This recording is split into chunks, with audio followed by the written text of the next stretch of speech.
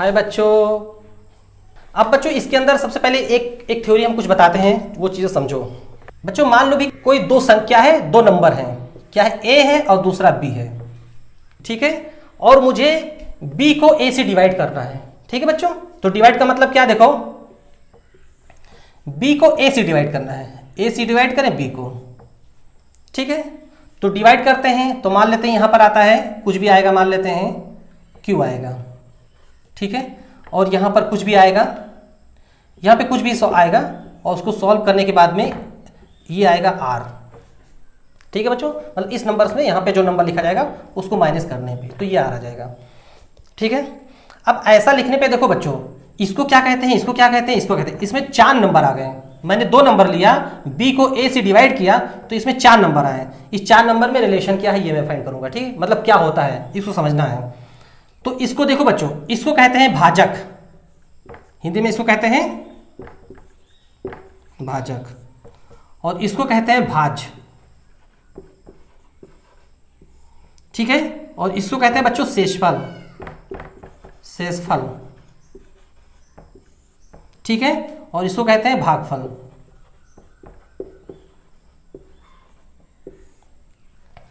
ठीक है। मतलब यहां पर यह हुआ है कि भाज को भाजक से भाग किए हैं और भागफल क्यू आया है और शेषफल आर आया है, ठीक है बच्चों। तो इस चारों में रिलेशन ये होता है, देखो इस चारों में सबसे बड़ी संख्या ये होएगा, ठीक है, सबसे बड़ी संख्या ये रहेगी। तो इस यहां पर b इक्वल टू हो जाएगा बच्चों, इन दोनों को मल्टीप्लाई करो, मल्टीप्लाई का मतलब क्या हो जाएगा, देखो a इंटू क्यू और इसको ऐड कर दो, ठीक है बच्चों। मतलब अगर इसको थ्योरी फॉर्म में लिखेंगे तो ये हो जाएगा, देखो भाज बराबर होता है बच्चों, भाज बराबर होता है भाजक गुणे भागफल प्लस शेषफल, ठीक है बच्चों, ये होता है। और इस रिलेशन के अंदर जो r है बच्चों, ये r होना चाहिए 0 या 0 से बड़ा होगा या फिर a से छोटा होगा बच्चों, ठीक है बच्चों। तो इस तरह से ये होता है। यूक्लिड डिवीजन लेमा मतलब यूक्लिड विभाजन प्रमेयता क्या होता है बच्चों, ये मुझे जानना है। तो इससे पहले अभी जस्ट मैंने भाग करके बताया था, भाग, भाजक और भागफल ये सब मैंने बताया था, उसी से डिपेंडेंट है, ठीक है। तो बच्चों जो ये मेथड है, ये जो यूक्लिड डिवीजन लेमा है, इसके अंदर बच्चों केवल मासा निकाला है, इस मेथड से केवल मासा निकाला जाता है, क्या HCF निकाला जाएगा, क्या HCF, हायर कॉमन फैक्टर, मासा, महत्तम समावर्तक निकालते हैं, ठीक है। तो कैसे निकालते हैं बच्चों, चलो देखते हैं। तो देखो बच्चों, सबसे पहले मान लेते हैं कि जैसे मेरा क्वेश्चन, मानते हैं बच्चों कि A और B इन दोनों का मासा निकालना है, HCF, ठीक है, इन दोनों का मासा निकालना है बच्चों। तो लेकिन किस मेथड से, यूक्लिड विभाजन मेथड से निकालना है। तो चलो इसको देखते हैं कैसे। इसमें क्या होता है बच्चों, इसमें तो कोई 2 नंबर है A और B, तो इसमें कोई दोनों में से एक छोटा होगा बच्चों, ठीक, ऑब्वियस छोटा होगा, या फिर बराबर होगा, तो बराबर होगा तो उसका वही आ जाएगा।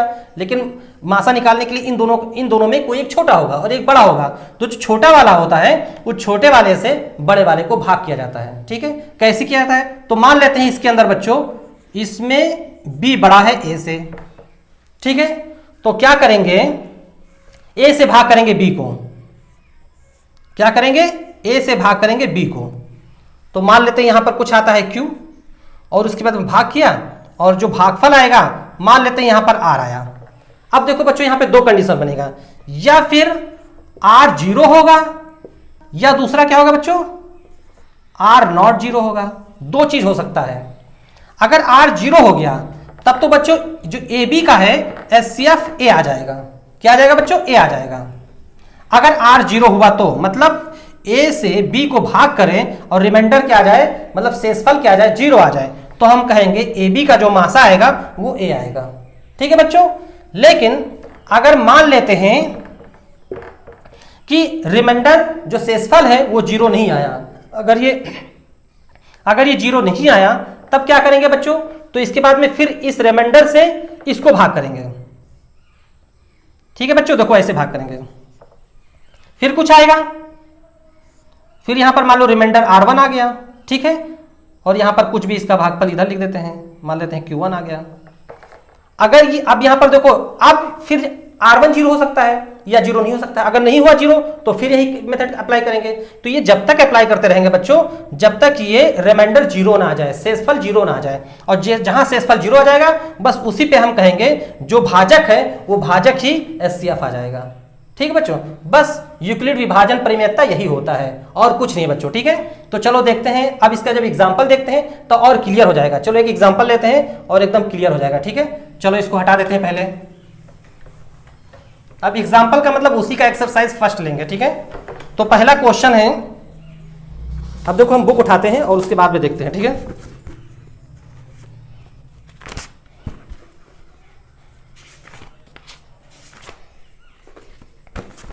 देखो बच्चों अब क्या करेंगे, प्रश्नावली।